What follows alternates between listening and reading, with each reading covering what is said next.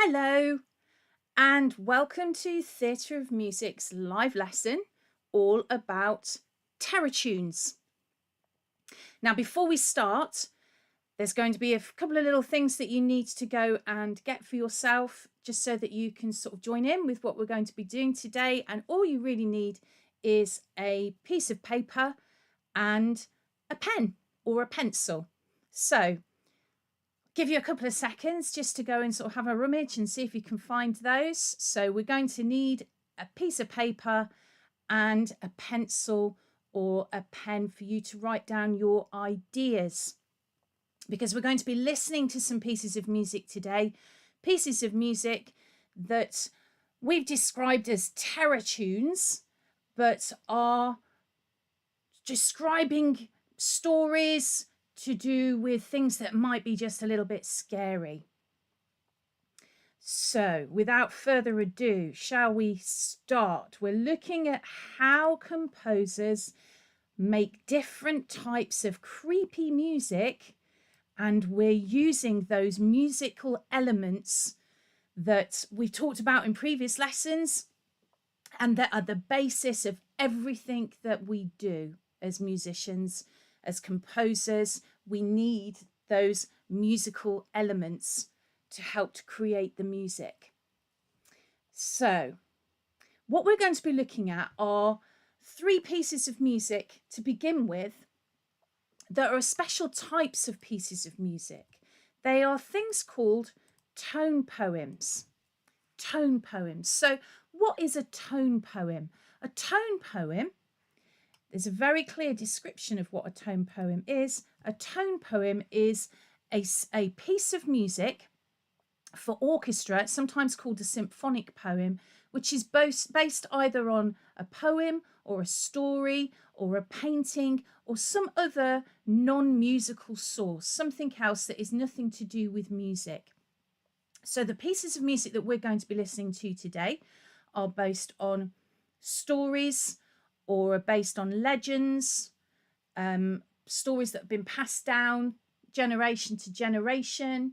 And the music is there to describe that story. So while you're listening to it, you are seeing those pictures in your head. Okay, so the very first one of these tone poems, these symphonic poems we're going to have a look at today, is a piece of music that is by a composer called Mussorgsky. That's quite a mouthful, isn't it? Mussorgsky, who's a Russian composer, and it's called Night on a Bald Mountain. It's also called Night on a Bare Mountain or St. John's Night on Bald Mountain. There's different translations because the title is in Russian. There's different translations of it, and you'll see that title in different ways. I've always known it as Night on a Bare Mountain, but when I was doing the research for this is when I found out that it's also called Night on a Bald Mountain. And if you think, a bald mountain is quite bare and barren, and I suppose that's the sort of description of what it is. So this particular piece of music is based on a Russian legend, and the legend is that on St. John's Eve, witches gather for what is called the Witches' Sabbath, which is when they all get together at midnight. And St. John's Night is the 23rd, 24th of June. And they meet on a particular mountain near Kiev. And the legend says that they would gather together and they would practice their witchcraft and other rituals and things like that. And it's a Russian legend. It's a folk story. So this piece of music is completely based on a folk story about this witches gathering. Now, the original piece of music that was written by Mussorgsky all those years ago, because he was writing during the 1800s, wasn't performed during his lifetime. It wasn't performed actually until the 20th century. So his original piece, he'd shown it to somebody called a mentor, someone he trusted, someone who advised him. And when he presented it to them, they told him it wasn't very good. And so he had to go at changing it a little bit and improving it, but he just didn't seem to be able to do what he wanted to do with it. And so he put it to one side. And the version that we are going to have a little bit of a listen to, the beginning of, is actually an arrangement by Mussorgsky's friend, Rimsky-Korsakov, another Russian name. And he took what his friend had written and he made some changes to it. And he changed the melodies a little bit, changed the rhythms a little bit, and changed the harmonies a little bit, but kept the essence of what his friend had written, Mussorgsky had written, and added a little bit here and there. And that's the version that tends to get performed in concert halls today. Now, a version of this piece was also used at the very end of the film Wizard of Oz, which is from 1939. And it's when the Wicked Witch of the West is chasing Dorothy and her friends. And it's what, have a think. Why do you think that they chose this particular piece of music? Could it be because it's about witches and therefore it's sort of like seemed appropriate, seemed a good choice? It's the Wicked Witch of the West and all that. But then have a little listen to it and see why else they might have chosen it. It's also been used in another film which Disney released in 1940, which is called Fantasia, and it's been used in computer games as well. It's a really, really popular, famous piece of classical music. It's so descriptive. Now, the piece of music that you're going to listen to is one that we at Theatre of Music, I have created on the computer, because we can't play music that orchestras play because of copyright and all those sort of things. So we create them ourselves on the computer. So we're using computer sounds, and that's all well and good for listening to it now while we're sort of talking about it. But I'd really encourage you to have a listen to a real orchestra playing it, because it is amazing. And you can either watch it on YouTube, something like that, and actually watch the instruments playing it, or watch the Fantasia version and watch the pictures that they've got associated with it. It doesn't matter, but it's I would completely encourage you to listen to real musicians playing it rather than a computer. We'll make do with the computer today, but you can't beat live music every day of the week. Okay, so let's have a little listen. Now I'm going to play it once, and all I want you to do is just listen to it. I don't want you to write anything down. I don't want you to sort of be thinking about necessarily ideas, although there might be some comes to your head, but just listen to it and take on board what it sounds like. So let's see if I can activate everything.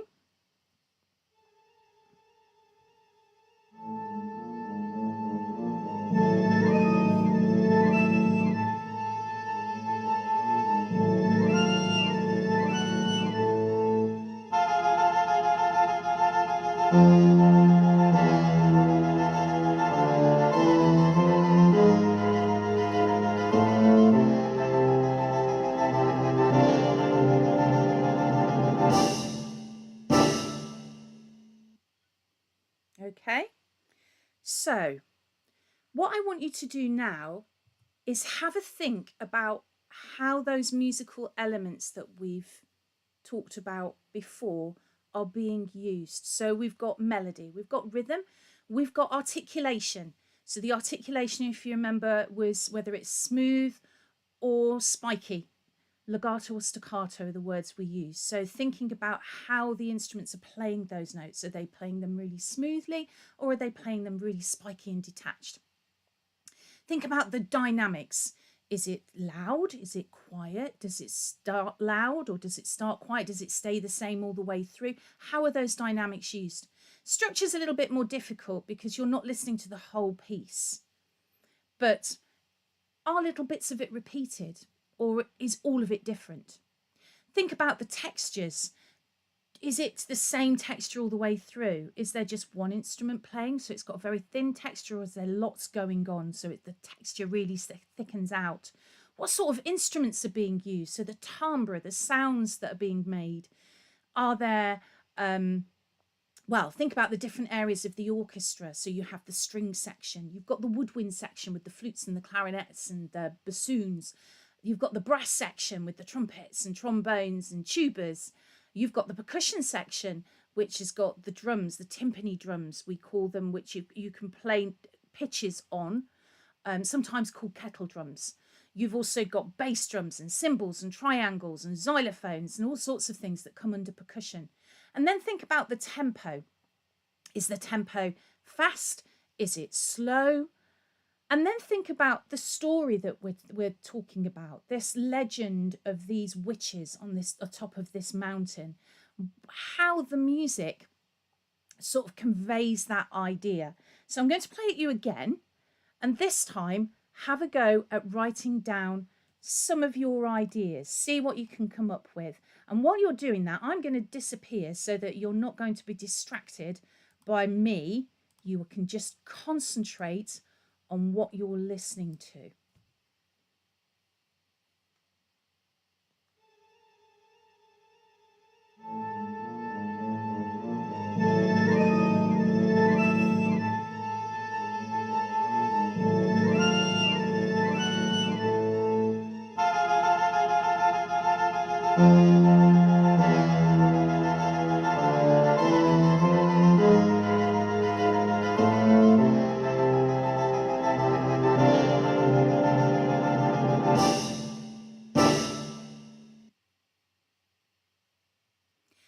I'm going to play it one more time because, you know, it's not very long to have time to sort of think about all of your ideas, and you might have quite a lot of things that you're coming up with. So we'll listen to it one more time through, and then we'll have a little think about some of the ideas that Mussorgsky and Rimsky-Korsakov have come up with to give this idea of this story of these witches on the top of this mountain in Kiev, practicing their witchcraft and talking and meeting, and what it's like, what the atmosphere is like, what the mountain is like, and everything else. So one more time, here we go.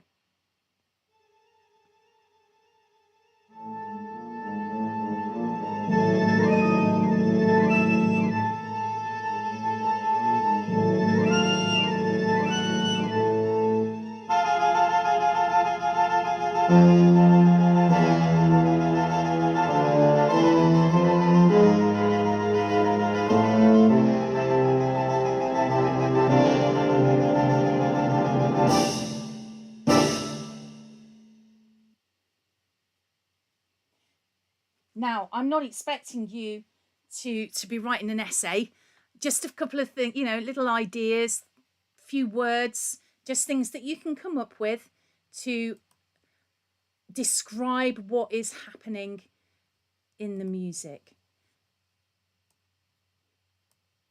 Okay. So let's go through a few of the things. Let's see if what you've got matches some of the ideas that I've sort of picked up on. Okay, so let's think about the tempo first. Tempo is quite fast, isn't it? It could be sort of described as being maybe a little bit frightening because it's such a fast tempo. It gives that fear element to it. But it's very quiet at the start, which is a little bit creepy. And it's just the violins. And then all of these other instruments start to get added in. Now, the violins at the very start are playing a really quite fast idea.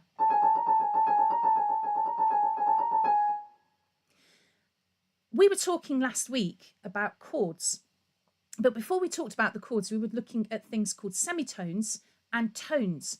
And semitones are when notes are right next door to each other.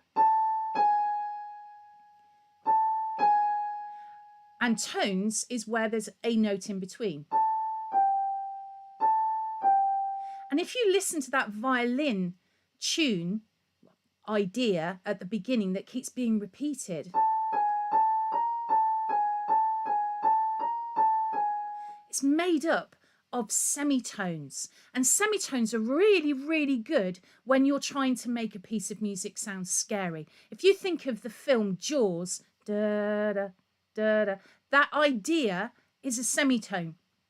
So composers have been using it for a very, very long time and are using it now to create that idea of sort of frightening. Semitones are brilliant for that. So Mussorgsky's got this semitone idea right at the very start with those violins, and they're playing quite high up, which again makes it feel a little bit creepy and a little bit, ooh, scary. You've also got semitones happening in the bass as well. So in the very bottom of the you've got the same idea happening in the cellos and the double basses. You've then got, being played sort of quite high up, some sort of scale ideas that are being used by the woodwind. I'd be changing all the sounds on the keyboard if I could, but I'd be pressing so many buttons, I know I'd end up pressing something wrong. So we're just going to stick with the piano sound for the moment. But the flute and the piccolo, and you might not know what a piccolo is, but a piccolo is like a little baby flute, and it's only about this big, and you sort of play it like this. It's really tiny and very hard to play. I play the flute and I play the piccolo, and it's just like this big, and you have to purse your lips really hard. But it's very high sounding. And they're playing scales over the top of this idea that's going on in the strings. So it's creating what we call the tension, and it sort of it starts quiet and gets loud and then goes quiet again. So that quiet to loud to quiet again gives that element of sort of being a bit scary. So let's think about what that flute idea, that woodwind idea is actually creating. Now, personally, I think that's sort of creating this sort of, it's very windy on top of this mountain. Well, it would be, wouldn't it? It's really high up. And I can't imagine it's a particularly nice atmosphere up there. I don't think of mountains as being particularly, very tops of mountains as being sort of very warm and friendly places. So it could be that those flutes and woodwind are describing that sort of windy, barren atmosphere. The melody is actually quite low down. When the melody comes in, it's quite low down on the instruments.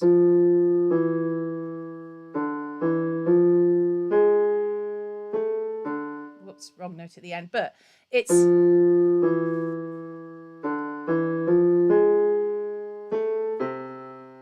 There we go. There's the tune. That's in the lower instruments. So the actual melody is being played sort of in the bass. Does that make it sound more scary? I think it does. But what about you? Do you think that sounds more scary? It's personal interpretation. There's actually no right or wrong in this, because you're using your imagination. As long as you can back up your ideas with an example, you can't be wrong. I think that those notes being right down low in the register makes it sound quite sinister. You've also got percussion instruments in there as well. You've got the cymbals, you've got the bass drum, you've got the gong. It's all very dramatic, and it sort of builds and builds and builds. And you could think of maybe the percussion, the cymbals, the crashes of the cymbals. Could that be thunder on the top of this mountain? Or could it be the witches casting their spells? Different interpretations. You could have an absolute field day with this. Now, I'm only playing you the very, very beginning. This piece of music is obviously longer than 30 seconds. It's probably about, 10, 12 minutes long. It's worth having a listen to the whole thing and getting a real feel for the drama. But we're going to move on now. We're going to have a look at another piece. We're going to have a listen to a piece called The Sorcerer's Apprentice. Now, The Sorcerer's Apprentice is another one of these symphonic poems. This one is based on a poem. And the poem was written in 1797, and the man who wrote it was Johann Wolfgang von Goethe. I hope I pronounced that right. He was a German writer, and he was one of the greatest writers in the German language.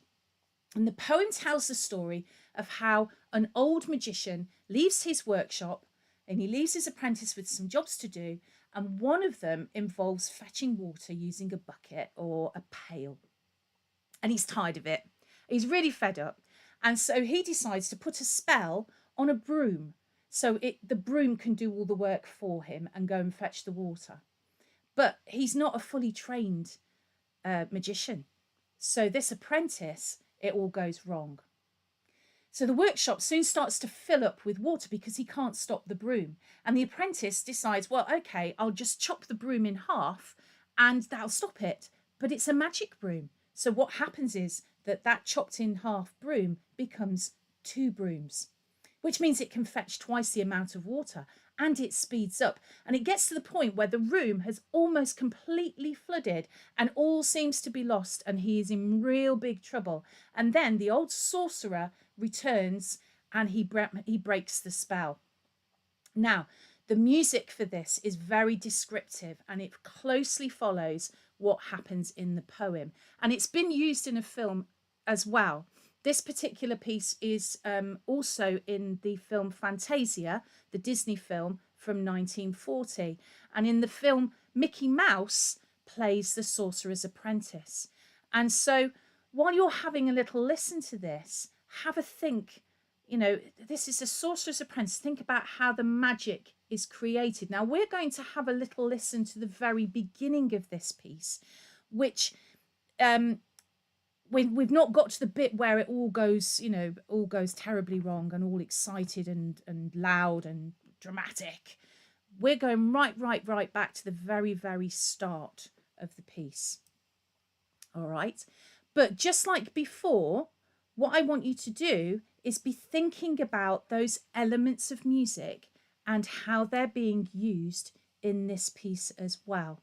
So again, because you know, I don't want to be a distraction, you need to concentrate. So I'm going to get out of the way so that you can have a listen to the Sorcerer's Apprentice. It's just the beginning. It's just the very opening of the piece. Here we go.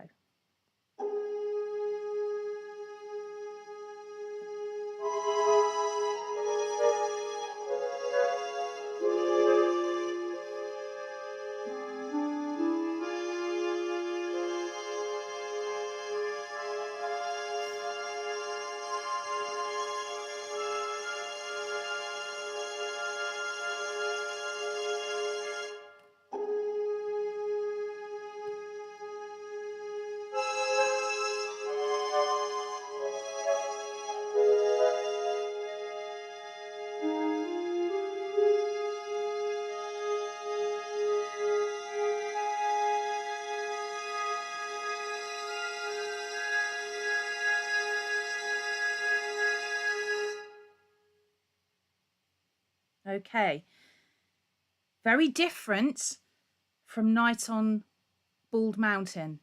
So let's just listen to it again so that you can get your ideas down.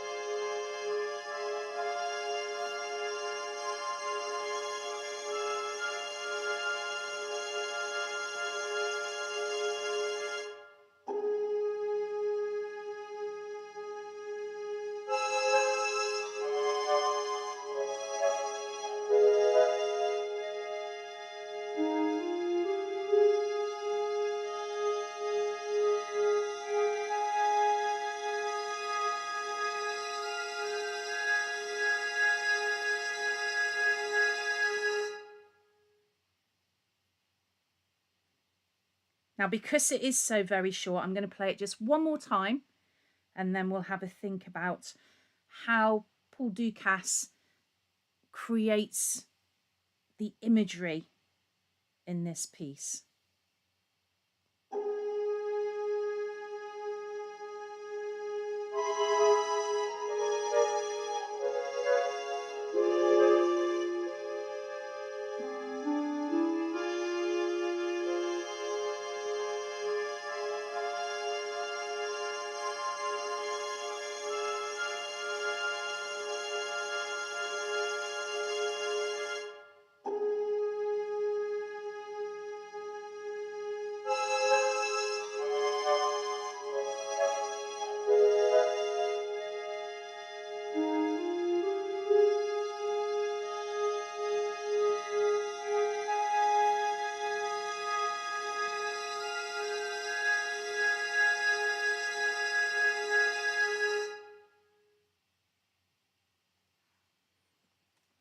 Okay, so let's see how you've got on with all of your fabulous ideas.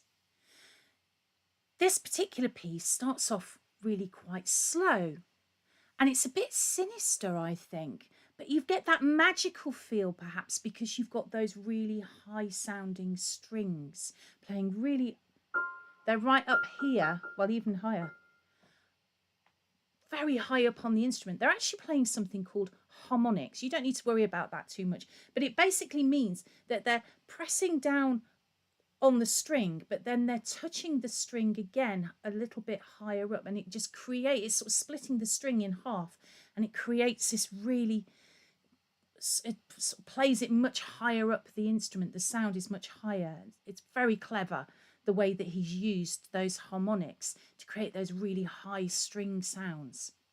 He's done it on the harp as well, because there is actually a harp in there playing too. So you've got these really high strings, you've got these this really slow tempo to create this sinister sort of magical idea. And then you've got a little tune that is being passed around. It's basically that tune.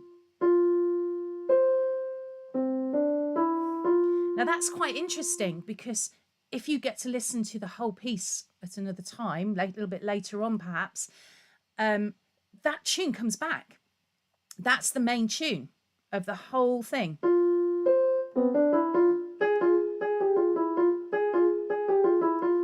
That's the main sort of tune throughout the entire piece. So he's introducing that little tune to us right at the very start of the whole piece as a little introduction, as a little taster. The melody's used, it's moved around, and then you've got these long held notes in the strings, and they're just holding those notes for ages. And then there's some the semitones idea is there again. You've got that, let's get this right,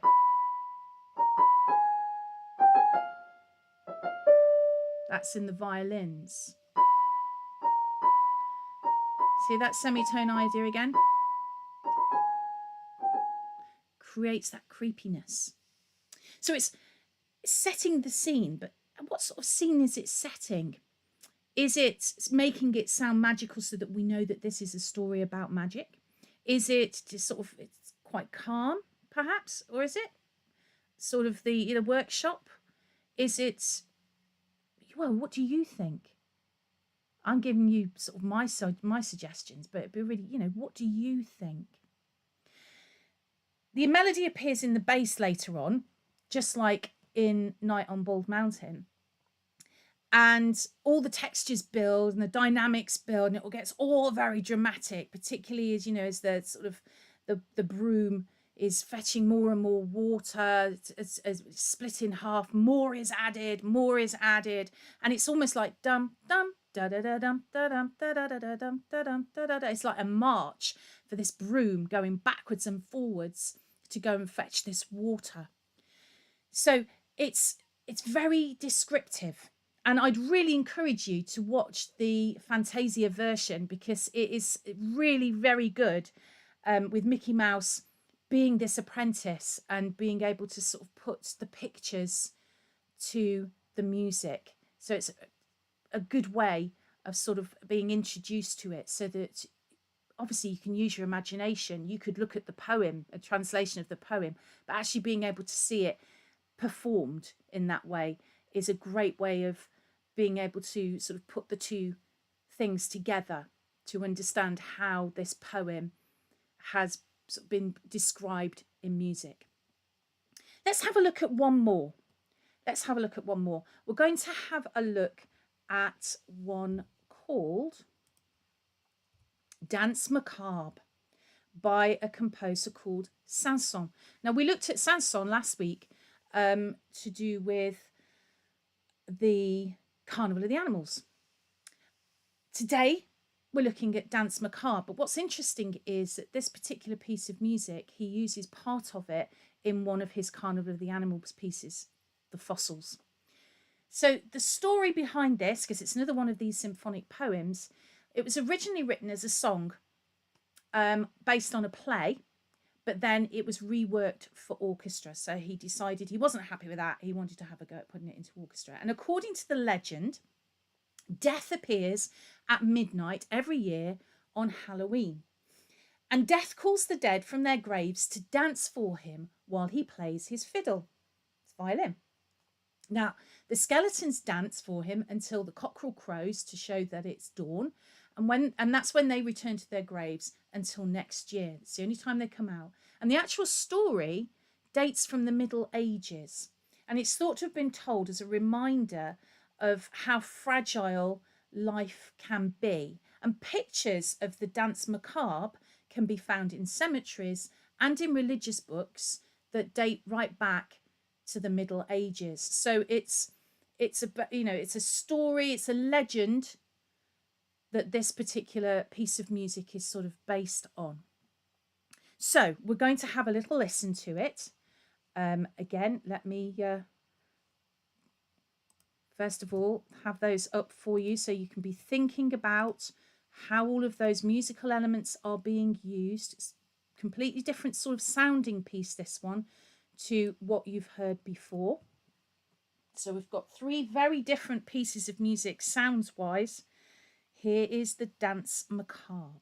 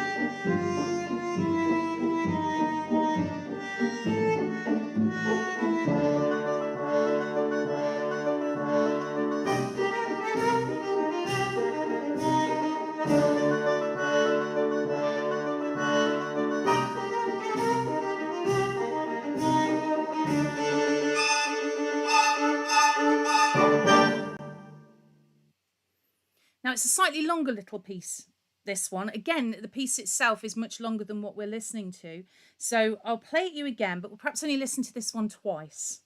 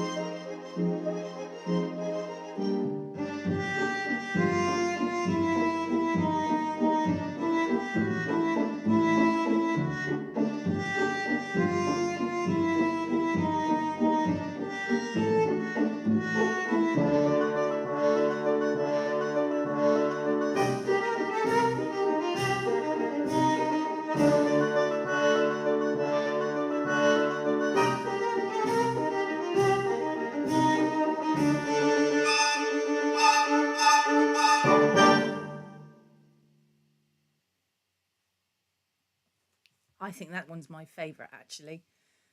So have a little think about how Sanson uses all of those musical elements in that piece of music to create this sort of Danse Macabre. So the first thing I picked up on, and maybe you wouldn't necessarily, but it's sort of a 1, 2, 3, 1, 2, 3, 1, 2, 3, 1, 2, 3. 3 beats in a bar. And that's something you associate with waltzes and certain types of dances. And so it gives that dance feel. 1, 2, 3, 1, 2, 3, 1, 2, 3, 1, 2, 3. That feel of the dancing of the skeletons. There is a use of the cymbals. It's quite quiet at the opening. And then you get the loud sort of string instrument coming in, the violin. So it's all quite subtle at the very, very start. And then bang, the violin starts playing. And that is presumably Sanson's interpretation of the devil coming and playing his violin to get everybody up dancing. And then you have the melody, that sort of little tune, and you'll notice the sounds changed on the keyboard, and that I've done that on purpose. But there's this little tune that keeps on coming back.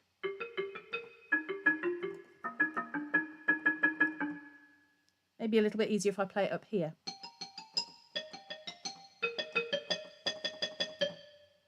Now, it's actually played on the xylophone later on in the piece, but that little tune is being passed around the different instruments. And then you've got this solo violin that is calling everybody to do the dancing, and it's got these open fifths ideas. A bit more difficult to do on here, but that open fifth makes it sound a little bit more creepy. So a fifth is when you've got 5 notes apart. 1, 2, 3, 4, 5.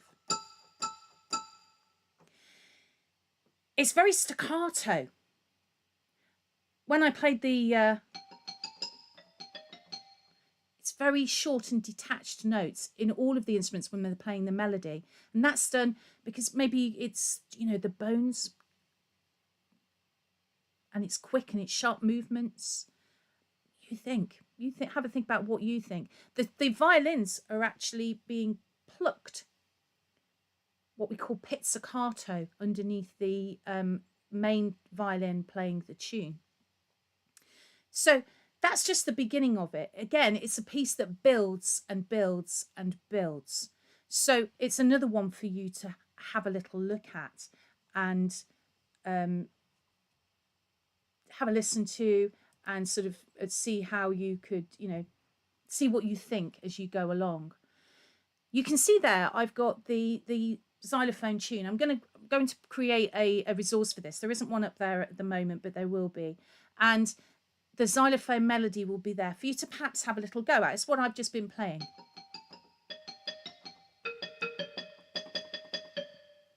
That's the little theme. Perhaps have a go at playing that if you want to. But I want to move on very, very quickly. Now, I can't play you this one, unfortunately. I'd love to be able to play this one, but because of obviously copyright and everything, I can't play you this one because this is a pop song. This was a song that was written and recorded and produced in 1984 by a singer called Michael Jackson. And it's very theatrical. It wasn't originally going to be called Thriller. It was going to be called something else. But Starlight, that's what it was going to be called. It was going to be called Starlight, which when you hear Thriller, you'll think, really? But the piece that they created, it wasn't going to be about zombies or scary stuff, called Starlight, but the team around Michael Jackson said that what they'd got with Starlight wasn't mysterious enough. So the writer rewrote the lyrics, the words for the song, and came up with the song Thriller. And it has all the features of horror music. You've got this repeated bass line, you've got sound effects, you've got things like thunder and creaking doors and footsteps, howling wolves, all those sort of stuff. And at the very end, they used an actor who was in a lot of horror films called Vincent Price, and he did a spoken word voiceover bit at the very end, which made it even more creepy. Now, the pop video that went with this made Michael Jackson turn into a zombie and was dancing. And it's considered to be one of the greatest pop videos of all time. And I remember when I was young, everybody was sort of learning the zombie dance. It shows how old I am. So I would encourage you to have a listen to that. It's I don't know, about 5 minutes long. Have a listen to it and see if you can hear any of the musical techniques that you've heard in the classical music being used in the pop music. I mean, the actual music itself is in a style sort of disco funk, which is very rhythmic music. But it'd be interesting to see if there's any sort of connection between what the classical composers are doing and what the pop artists are doing as well, because music is music. We use the same techniques. And you could have a go at doing the zombie dance. Why not? It was really, really very, very popular. All of those things, you've learnt so much about how to create scary music, and there was so much more I could have said on every single one of these pieces, and we could have spent a whole lesson just looking at one of them. But I wanted to get you to hear the different ways that different composers approach it. Have a go at creating your own creepy piece. Think about those musical elements that we've looked at and how they've been used in the pieces that we've looked at today. Perhaps write a story or a poem that you could base your piece of music on, so that you're creating this tone poem idea. That all of these pieces, Sorcerer's Apprentice is based on a poem. The other two pieces are based on legends, stories that have been passed down. Have a go at writing your own story or your own poem. Or when you've had a little listen to Thriller, you could perhaps think about writing some words, again, poem, and using those to create your own song, which is basically what Thriller is. So you've got different ways that you could approach this, but have a little go. Think about those semitones, the sound combinations, the building of the textures, how to create that creepy sound. Melody tends to be in the bass quite a lot in some of these tone poems, and then the strings and the high sounds to give the scary feel, the sinisterness in the sort of upper strings and the upper woodwind instruments like the piccolo. I think the piccolo is quite a sinister instrument anyway, having played it. So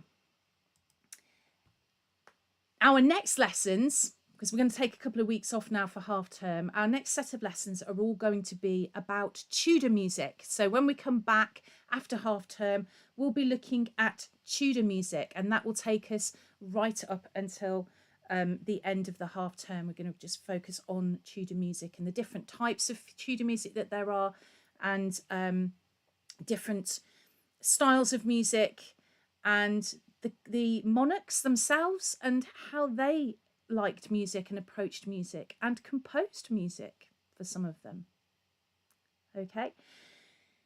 If you've enjoyed what you've seen today, it would be absolutely wonderful if you felt that you could support me to help me create even more of this sort of content, because at the moment, I'm loving doing this, love creating all of this, love creating the resources, loving doing all the research and everything to do it all. But obviously I need to eat. And so if you feel that you could sort of contribute to my wages and help me out, then there is a link to my Ko-fi page there, completely optional. But if you feel that you could support it, what would happen is you would get a magazine every quarter that will have fun facts and quizzes and activities and lots of information about pieces of music and composers and styles of music and all sorts of things music related. And that magazine will come out every quarter. I hope you've enjoyed today's lesson. I look forward to seeing you for the Tudors. Bye for now.